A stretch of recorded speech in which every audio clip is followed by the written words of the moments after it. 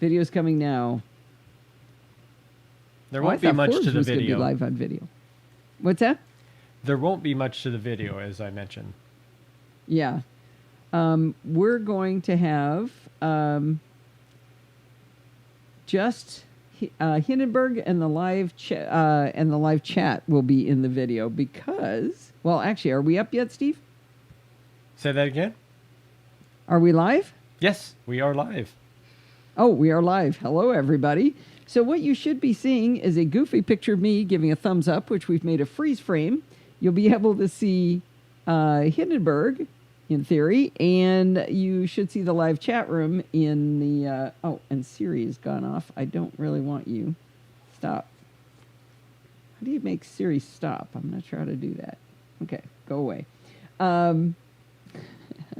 So we have narrowed down the problems that we have recording from Lindsay's house to the fact that Steve is running on a 13-inch MacBook Pro, and it's not quite up to snuff of doing all the different video that we do. So we decided to make it just some of the fun.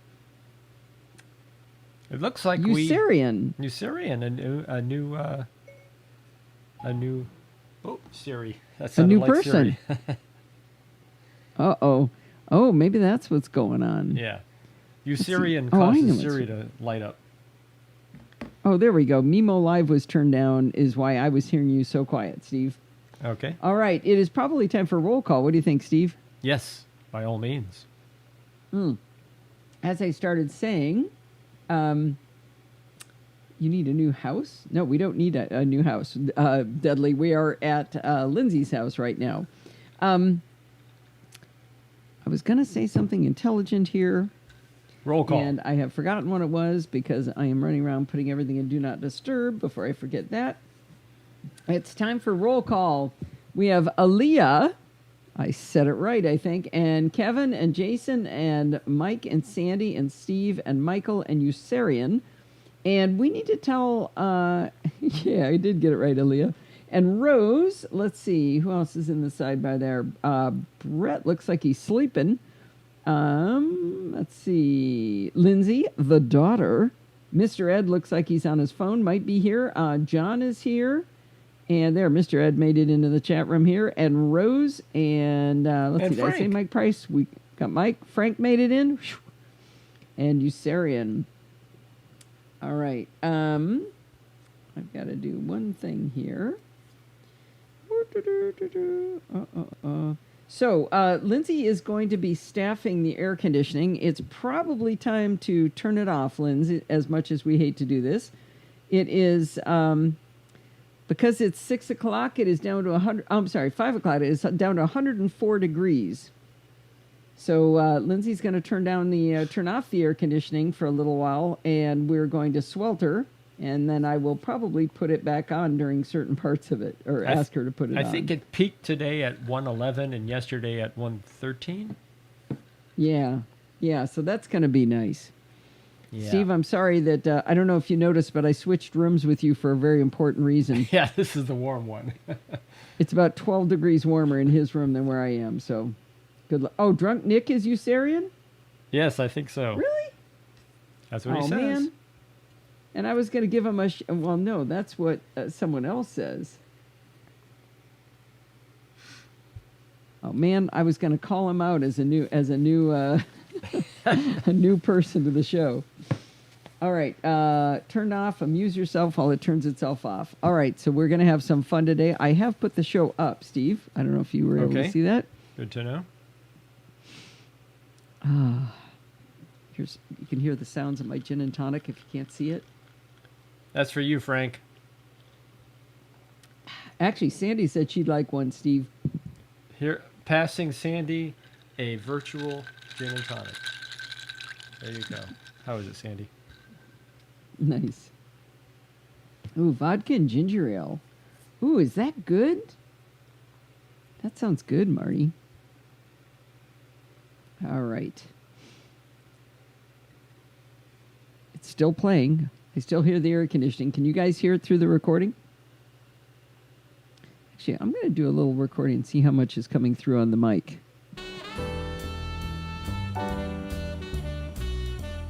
Test 1, 2, 3. Wow, I am not seeing it on the recording. It just went Oh, off. it just stopped too. Okay, quick, start recording. Yeah. Here we go. Okay, mute yourself, Steve. All right. Hi, this is Allison Sheridan of the NosillaCast podcast, hosted at podfeet.com, a technology geek podcast with an ever so slight Apple bias. Today is Sunday, September 6, 2020, and this is show number 800. Well, this week, Steve and I escaped the blistering Los Angeles heat. It's about 97 degrees Fahrenheit peaked at our house today.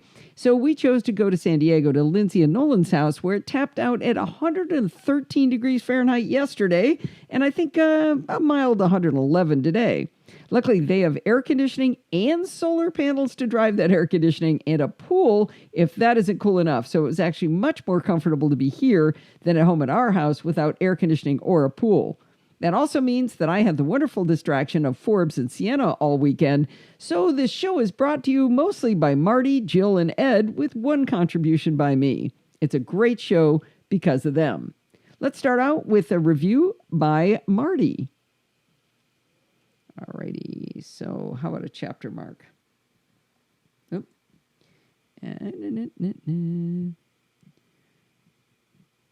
Actually... See, Marty is here, so it's probably too long to play the whole thing, but let's play the beginning of this. That's a good idea. All right. All right, where's Marty? Here we go.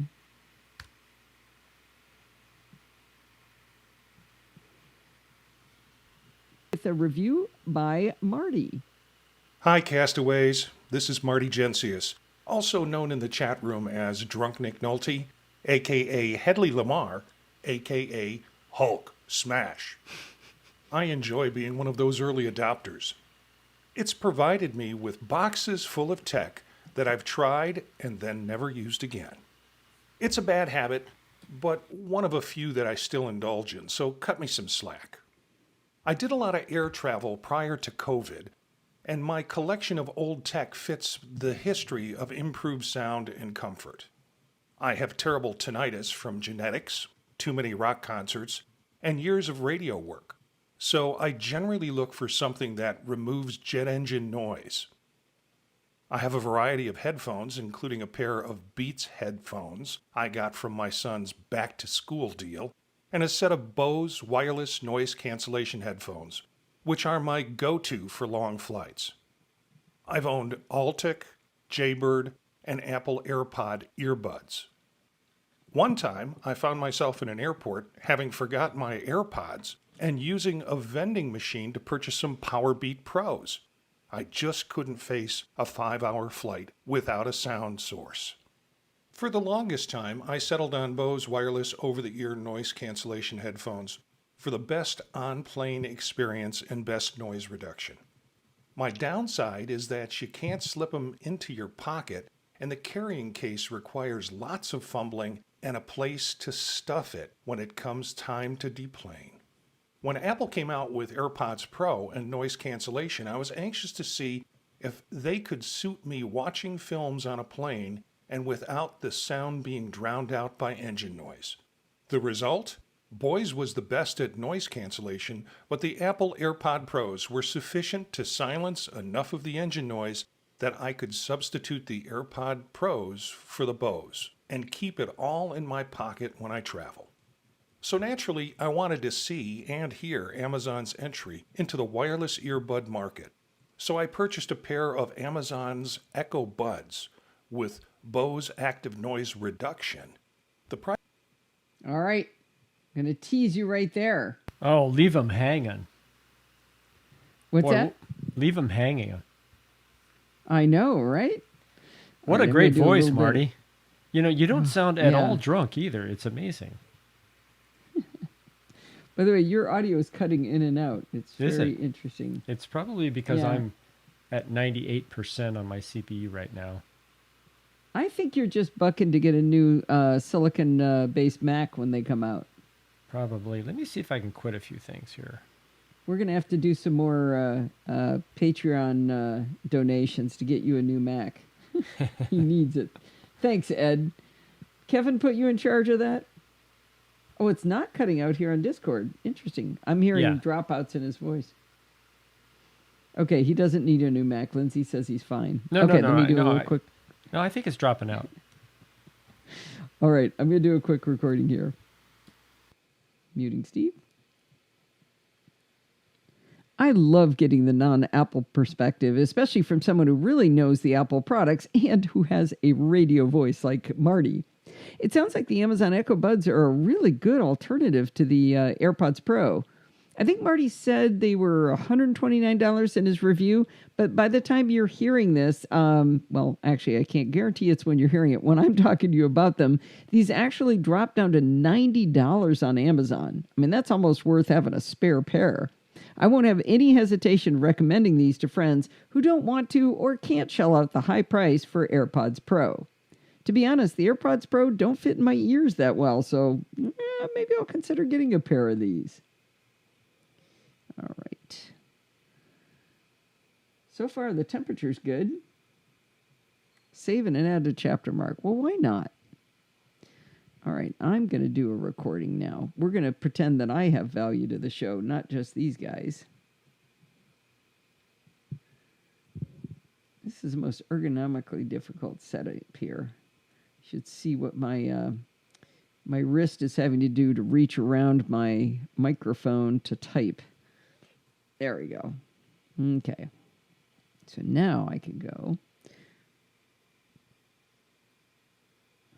This is what we do when it gets hot here in Alabama. You put your kids in the refrigerator. Nice.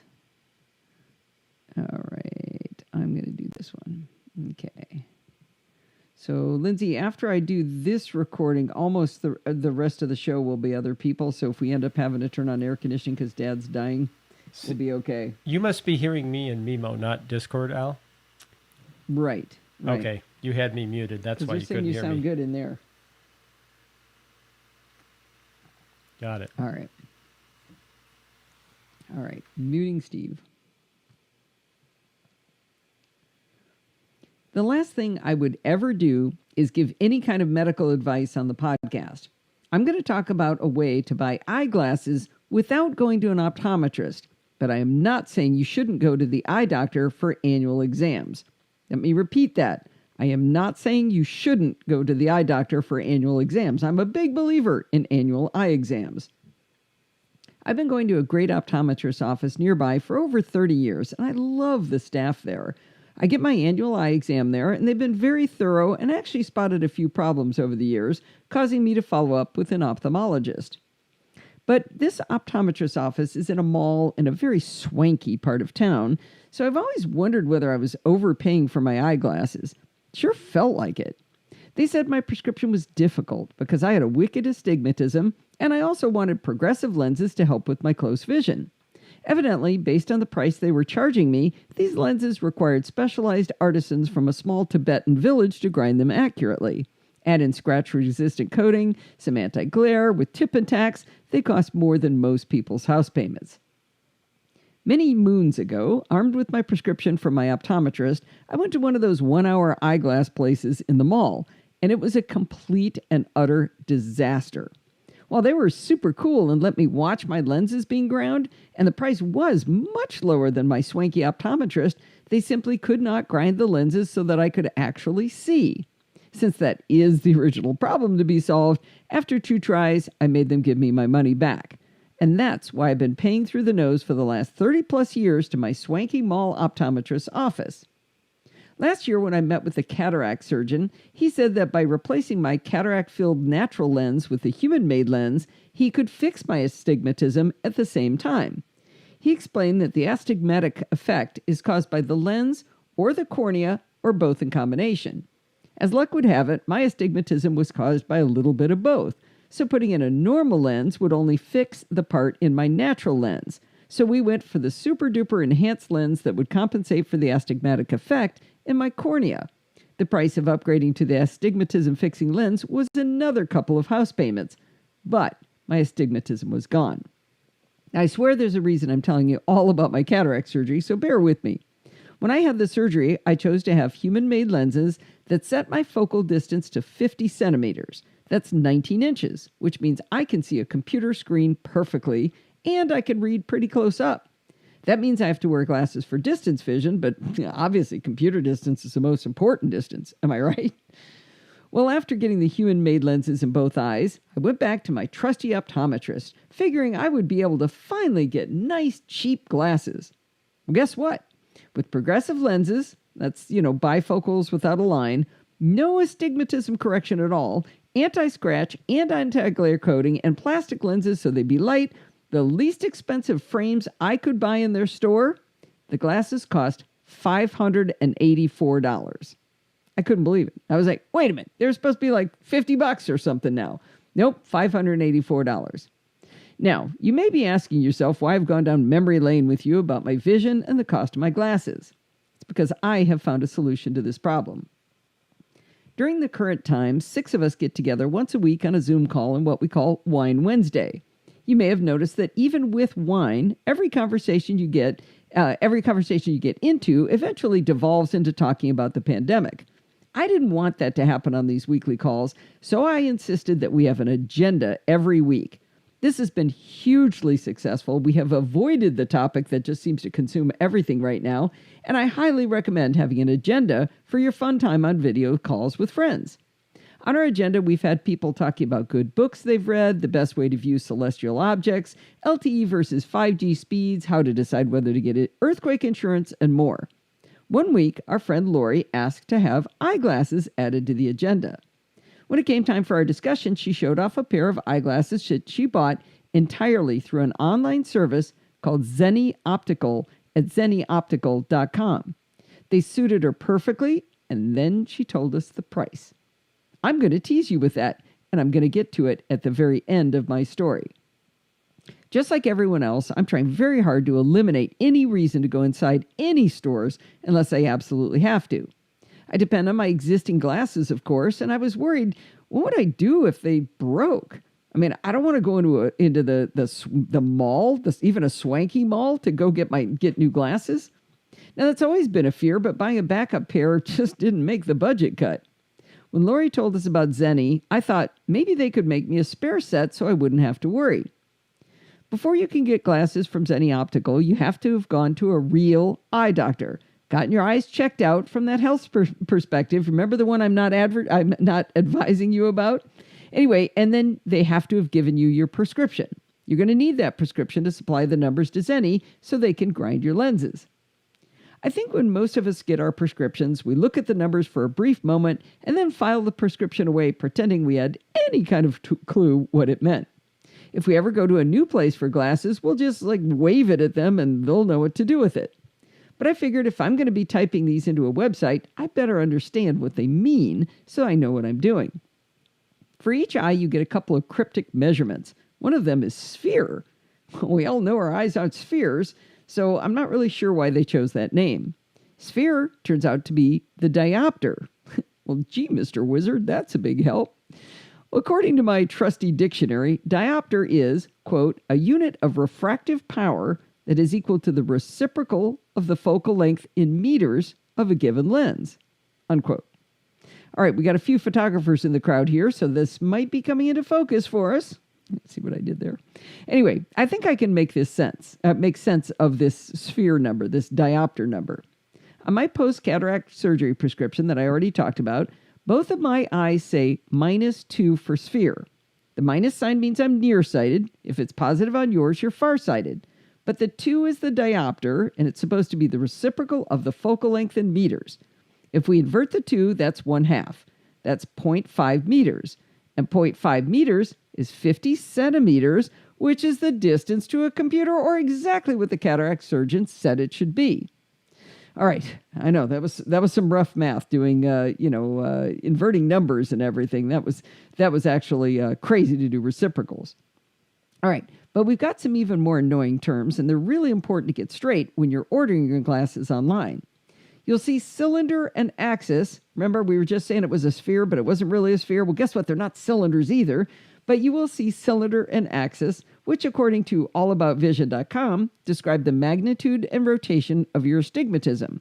You'll have 2 values for this measurement, one for each eye, and you're going to have to type that into the Zenni website.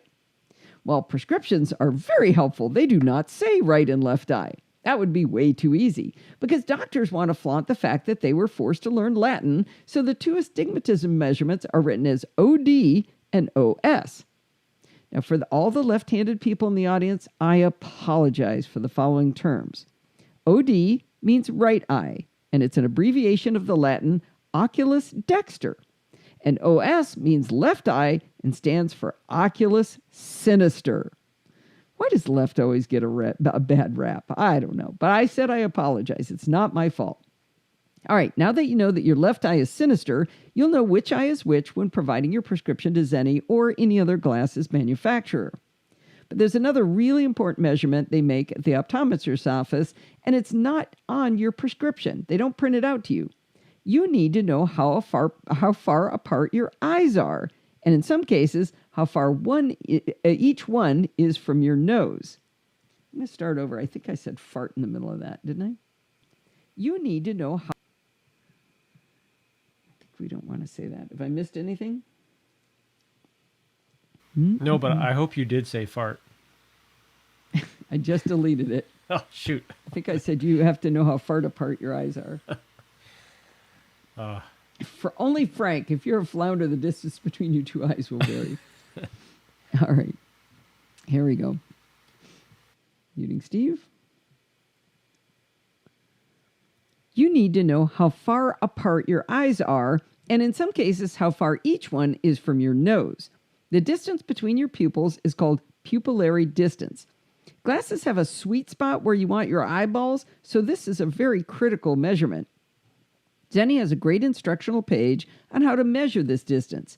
In words, they tell you to look in a mirror with a ruler on your forehead and close each eye as you work on measuring it.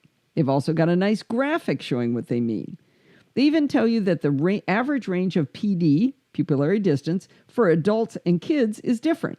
And they give you those values kind of a range. So if you measure it and you get like 95 centimeters, you know you're doing it wrong, because it's usually more like 62. So it's good to have that value so you know whether you're reading the ruler correctly. And if the words, graphics, and those values didn't get you there, they've even got a how-to video. If you have someone to help you, they have a whole nother set of instructions about how they should measure it on you. They even have a ruler you can download and print.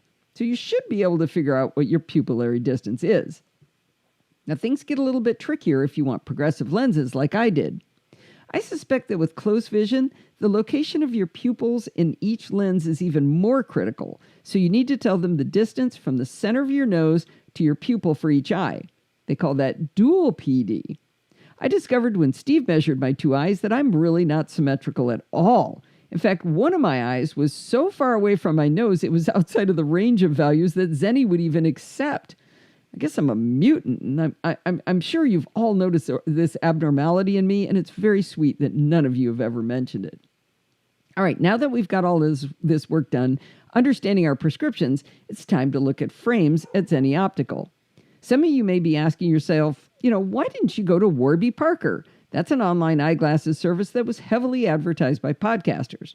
Well, a while ago, I did check them out. But, the selection of frames was so limited, I didn't find anything I liked. At Zenni, the problem is the absolute reverse. They have so many frames. You can search by 8 different shapes, 19 different colors, 8 for materials. You could even filter by size or whether the frame would work for that dual PD thing we talked about for progressive lenses. There is basically an abundance of riches here. When you favorite a couple of frames you like, you can then make a little video of yourself wearing the frames. It's kind of like setting up Face ID on an iPhone. You look slowly left, then slowly right as they create a 3D video of your face. You can make lots of these little videos and test different frames with different lighting. I really wanted to know whether red frames would look crazy on me or awesome. But with some frames, it was hard to tell the color from black, but the red frames clearly looked awesome. You might also want to make a few videos to make sure your head was at the right angle to see how well the frames fit your face. I did one where the glasses looked like they would fall down my nose, the particular frames I had chosen. Now, if you're in a physical store, you might try on a pair of frames, and if they slid down your nose, you just put them back and try another one. But with Zenni, you can't really do that, so you do need to know if they're going to fall down your nose. Luckily, there's actually a numerical value that defines the size and shape of the frames, and Zenni shows them to you in each frame that you choose. For example, did you know that frames have a nose bridge width measurement? I did not know that. If you look at your existing glasses that fit you well, you'll see a number, then a square, and then another number. My existing glasses say 52 square 17. The first number is the width of the lenses, and the second is the bridge width.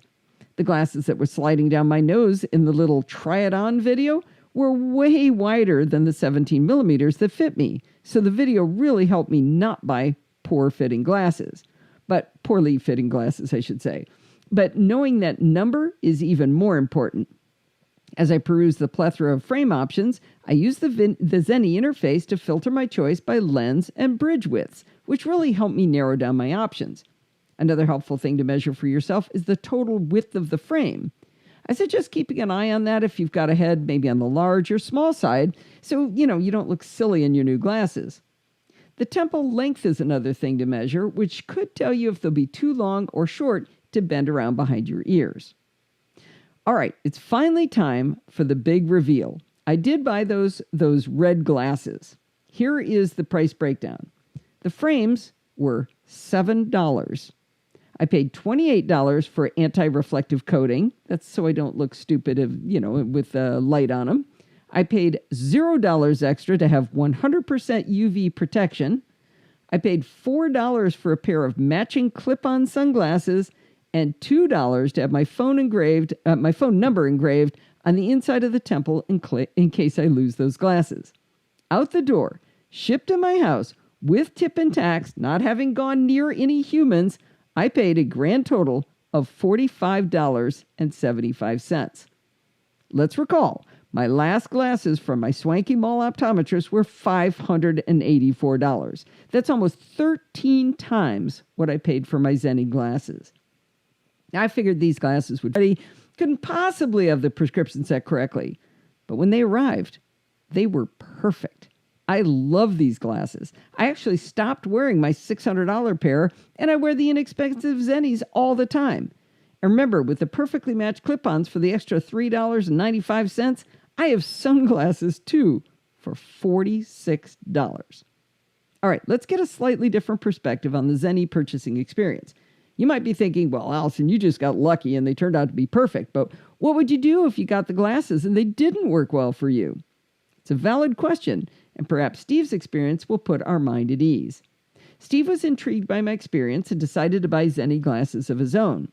Steve doesn't wear glasses most of the day, but he likes them for distance, such as when driving or watching TV. As one does, he likes to play on his laptop while he watches TV, and it's hard to read the computer with distance glasses on. He only recently started enjoying the benefits of progressive lenses. When I chose progressive lenses at my swanky mall optometrist, I had two different versions to choose from, regular distance and computer distance. But on the Zenni website, you get three options of how far up the close vision part goes. They have three different versions, and I've got full descriptions in the show notes so you can go see them. Of course, there's a link in the show notes to where they're described by Zenni. But let me just kind of paraphrase them a little bit. They say that near-range progressives have a bigger area at the bottom for close-up work. Mid-range progressives have a smaller near-range area, but a bigger area at 10 to 14 feet of focus. And the third option, standard progressives, has no explanation of what you can see. When Steve bought his pair of Zenni glasses, he chose mid-range because the site suggested them as good as for watching TV. Apparently, the TV viewers they're familiar with sit up straight in their chair and don't recline like normal people. When Steve got his glasses, he had to tilt his head down to look through the far vision part, and he found that very annoying. I tell you all of this because I'm sure at least half of you are wondering, what if you get your glasses and you don't like them?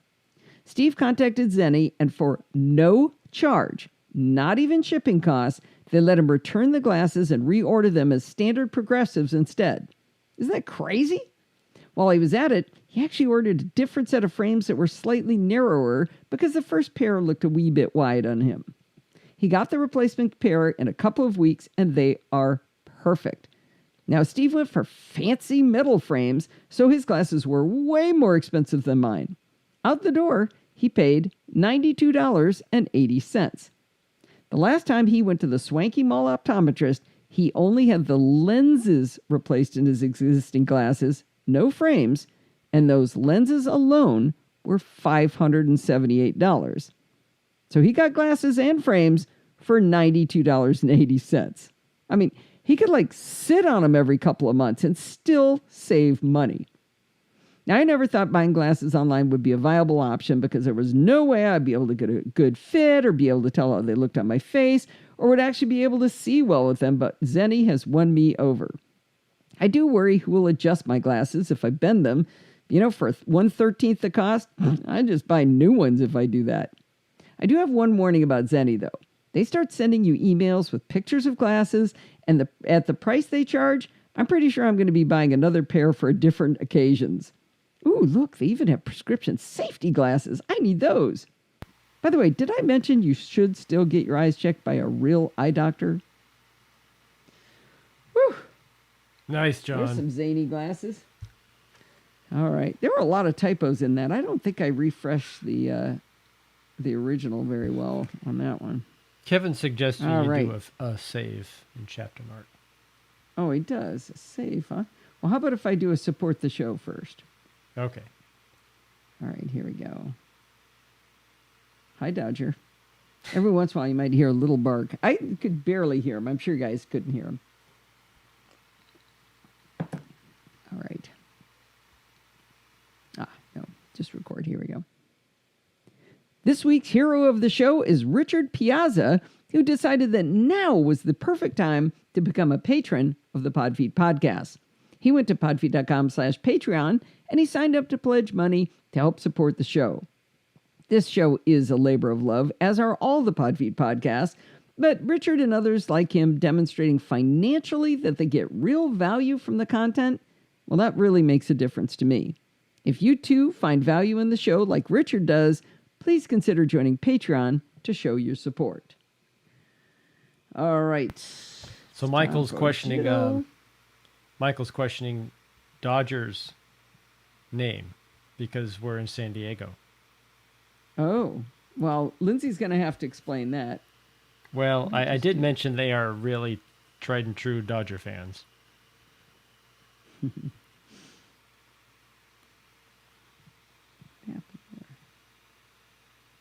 Patreon to show your support. Hi, this is Jill from the North Woods. Jill is going to start her own podcast, and I think that's a fantastic idea. Fantastic. I got to listen to that one. What's it going to be called? Or should we not Yeah, announce it? it's actually not going to be on tech. I'll let her tell people about it. We'll let her plug the show for sure here, but she promises she'll still do tech reviews for us, so I think that's good. Cool. She does a lot of public speaking, so it's going to be about that. All right, and I'm just going to tease you with that. She's talked about the Maras smart garage door opener. Oh, well, that sounds techie. Oh, it is. Oh, no. Her reviews for us are techie. I'm saying that her podcast will not be tech. Got it. All right, here we go. All right, I'm going to plug that a little bit. I love Jill's reviews. I just love everything about them. She has such a great perspective on trying gear and software to try to solve real problems, and then throws in little funny things like her fear of ladders, which I personally call that a rational fear. A little while ago, Jill did a review of an app. You know what? I stumbled too many times. That's like 5 and 30 seconds. Try that again. I love Jill's reviews. She has such a great perspective on trying gear and software that solves real problems, but then throws in the funny little things like her fear of ladders, which I personally call that a rational fear. Well, a while back, Jill did a review of an app called Birds Near Me.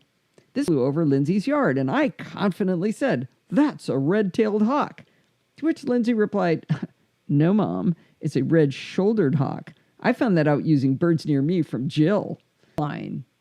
You're on team, and Jill's on team Allison. I don't know. I don't like that. I got to do that a little bit different. What is going on? Those cuts are not going in the right place. That's what I want to do. Okay, fine. I don't know if I like Jill teaching my daughter to one-up me on stuff. Oh, well. Well, next up, we've got Ed Tobias, also known as Mr. Ed in our Slack from at podfeed.com/Slack. Nope. Said it wrong. Well, next, my audio sounds super muffled.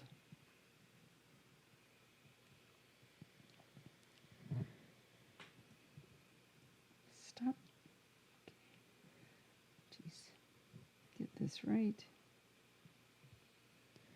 Well, in any case, next up, we've got Ed Tobias, also known as Mr. Ed, in our Slack at podfeed.com/Slack and in our chat room at podfeed.com/chat for the live show. Anyway, Mr. Ed brings us another solution to getting non-HomeKit compatible devices into HomeKit. And he goes a step further than I did, and he does put his Wise cams into HomeKit. All right. Is Ed still here? Whoa, the chat room got packed while I wasn't watching. Franco Carroll's in here. Are you boiling alive, Steve? Before you play Ed, Yeah. Lindsay wanted to know if you mentioned the success you had with, or she had with the app that found the bird, the hawk that we saw. Sorry. It broke up a bunch, so I didn't... You wanted me to talk about the success she had with the app? Yeah. Lindsay asked if you mentioned the app that she was using to identify that hawk. Yeah, that's what I just finished saying. Okay. I think I'm confused because I just finished saying that Lindsay corrected me in talking about the hawk. Ah, excellent. I guess I wasn't listening. Really? That's never happened before. All right, Mr. Ed is still here. Good. All right. If you guys needed the air conditioning on, now would actually be fine, Lindsay. Are you boiling, Steve? There it not goes. too bad. Into HomeKit. In episode 799, Allison told us how to install Hoobs onto a Synology. Hoobs was the Homebridge interface that allows non-HomeKit compatible IoT devices to show up in your Home app via this interface. She also mentioned that it could be done on a Raspberry Pi and worked with Pat Dengler, and it ended up being a lot of terminal. Hang on. I did some edits, and they sound like crap. I don't know if you're hearing some little... I did some edits, and they don't sound good. I'm going to go with this I didn't hear original. that. Into HomeKit.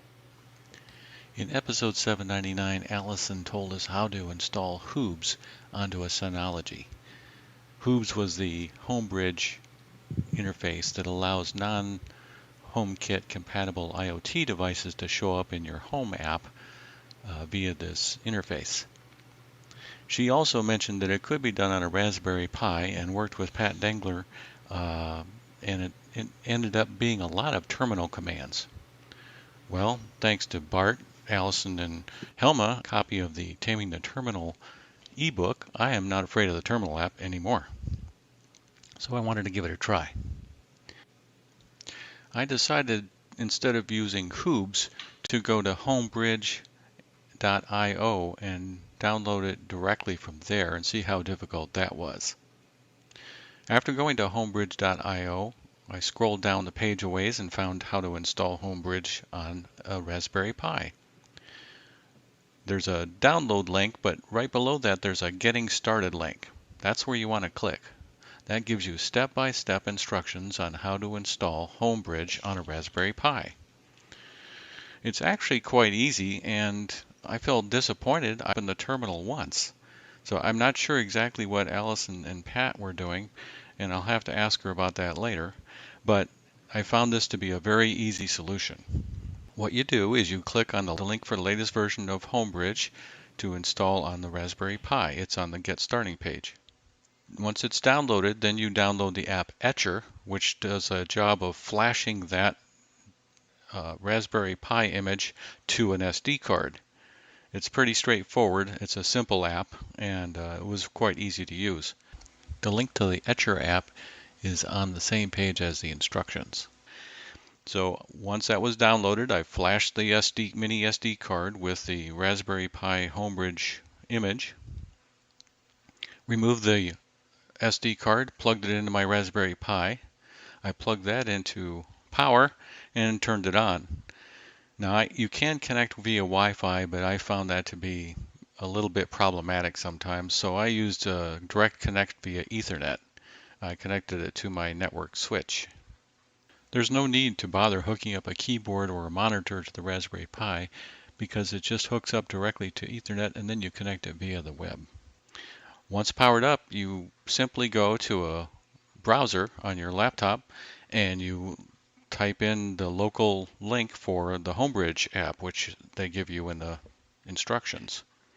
Once there, you can log in with the admin password, which to start off with is admin for the username and admin for the password, which I recommend you change later. And then you've got your full user interface, which is quite easy to see. At the Homebridge interface, you click on the tab that says plugins, and you can add all the plugins you want. Like Allison, I have a plethora of Wyze products throughout my house, including 4 Wyze cams, one of them being a pan cam. Unlike Allison, though, I did want to take the chance and try the real-time streaming protocol to add to Homebridge using the Camera FFmpeg plugin.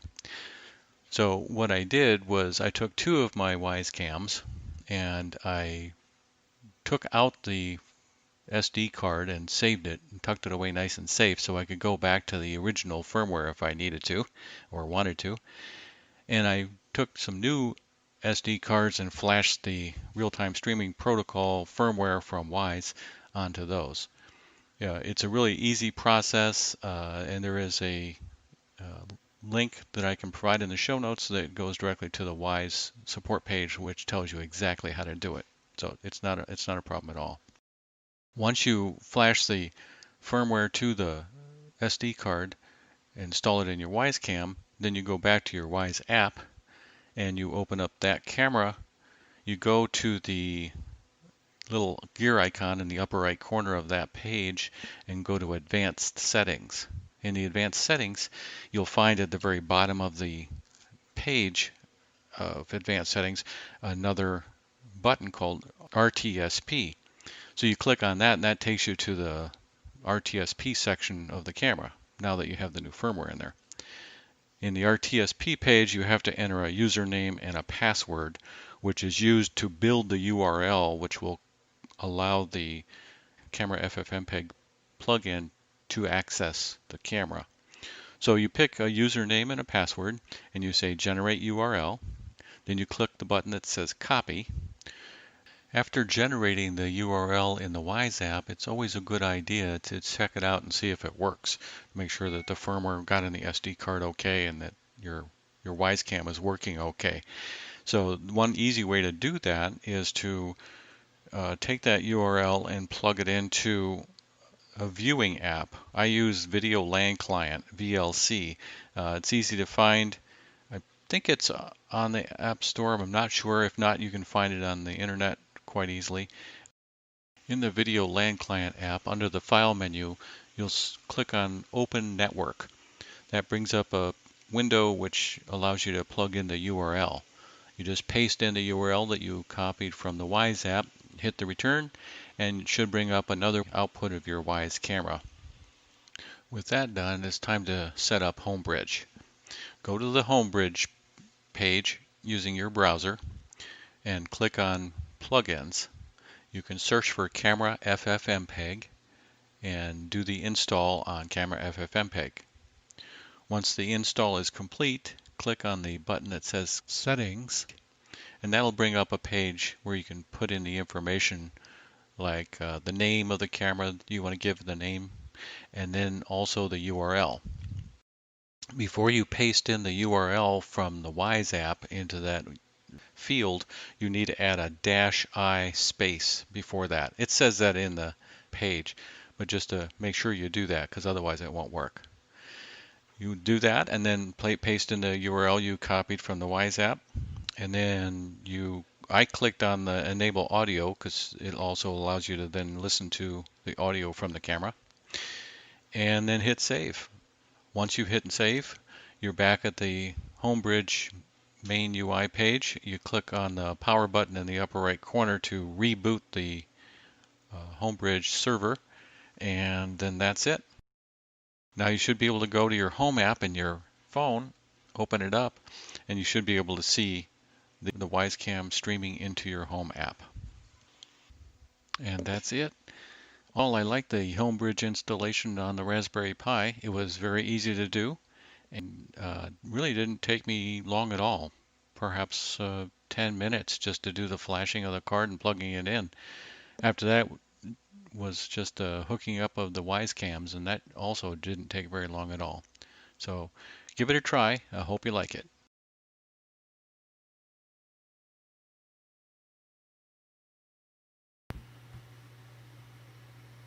Let's see. I am not hearing Allison. Allison? Hey, chat room, do you hear Allison?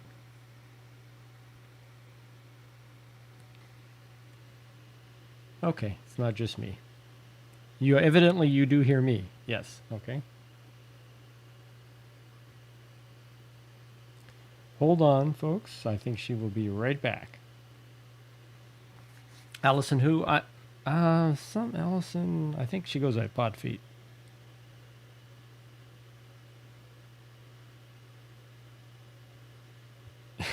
No, Ed, it did not put her to sleep. She's actively working this right now.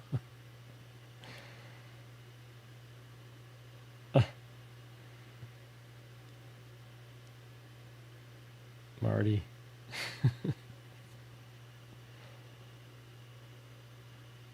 All right, I think I'm going to go check with her. Be right back.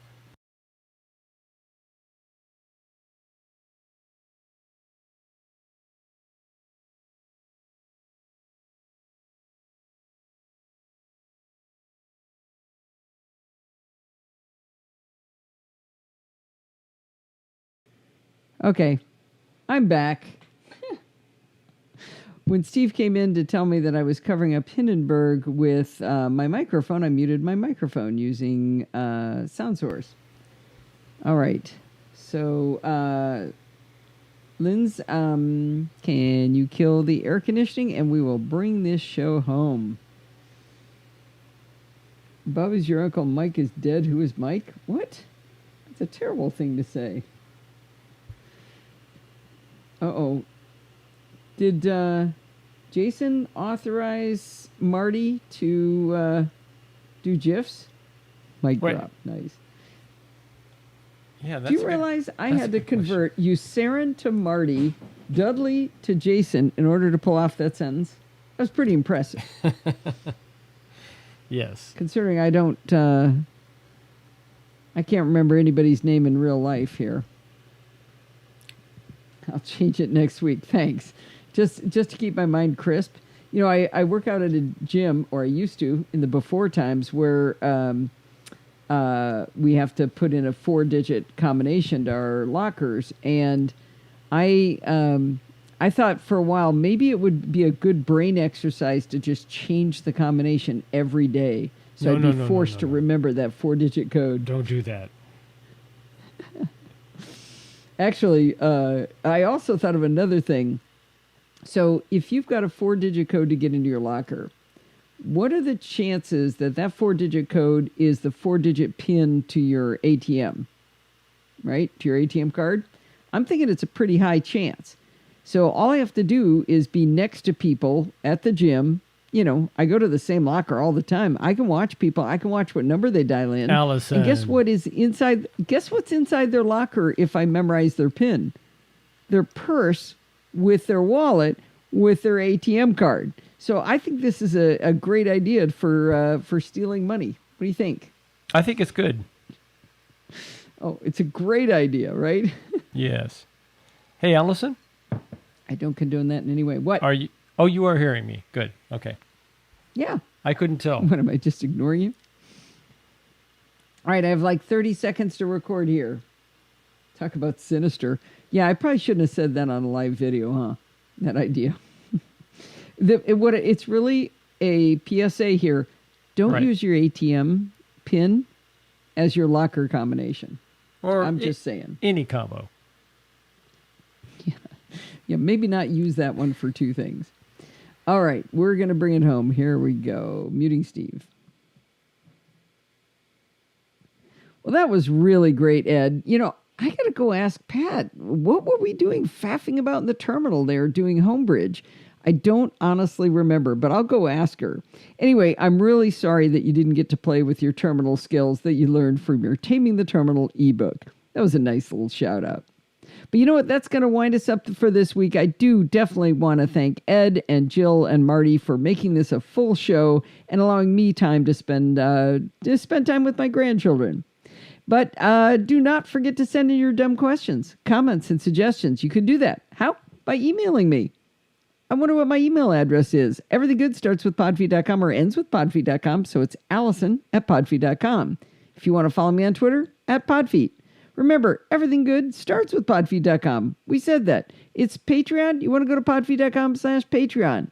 You want to do a one-time donation. You know what? I don't even like that ending. I vamp too much. Let's see. But you know what? That's going to wind us up.